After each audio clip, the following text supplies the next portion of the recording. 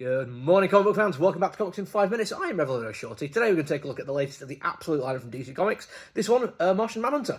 And it's an odd one, this. I'm not going to lie.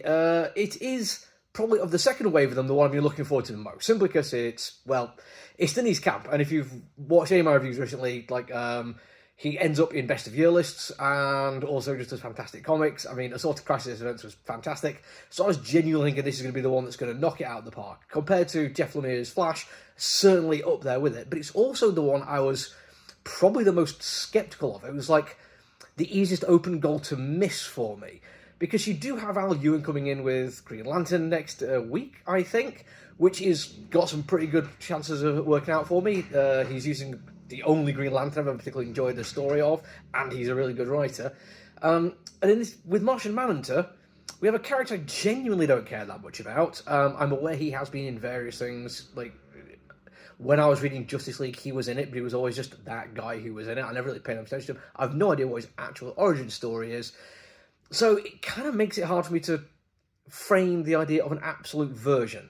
One of the criticisms I gave to Jeff Lemire's Flash run was simply the fact that I never really got much of what made him that different. He was just this kid who apparently had some abilities to go fast, and that's about it. In this particular case, all I know is Agent Jones is an FBI agent, something went wrong with him, and now he's seeing things slightly differently. Now, that might be something similar to what happened with the original Martian Manhunter. Maybe it's been retconned repeatedly and changed. I just don't know.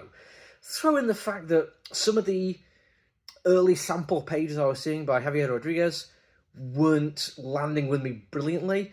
And this is not to say I just want nothing but grim, dark comic book kind of stuff. Yes, I know I'm Gen X, and I got into comic books when Frank Miller was doing his stuff, and Garth Ennis, and Warren Ellis, and Neil Gaiman, But I can enjoy light-hearted stuff as well. I can enjoy colourful things. I'm thoroughly enjoying, should I say, the Daredevil Born Again TV series, with as much vigour as I've enjoyed Your Friendly Neighbourhood Spider-Man. I'm okay with it.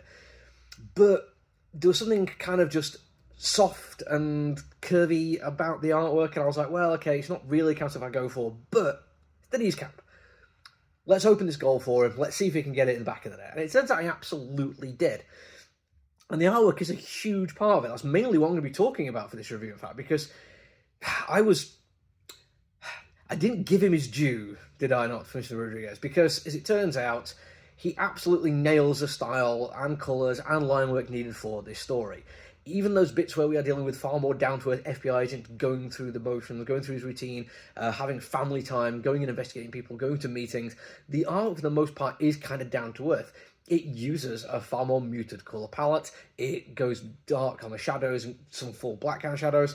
But when we do then go to the slightly more esoteric, out there kind of art stylings, when we get the sense that there is something else going on behind his eyes, that we're seeing a different version of the world, or we're seeing the world a different way, his light touch in terms of details and sharp corners actually lends itself quite nicely. It doesn't feel as jarring. It certainly is, because it should be a little bit weird.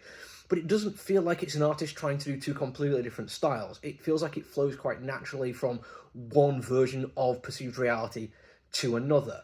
In one particularly nice instance, during a aforementioned meeting with the FBI agent and his superiors, we get this different look at the exact same situation with far more vibrant colours and almost non-Euclidean line work, showing how different the world is.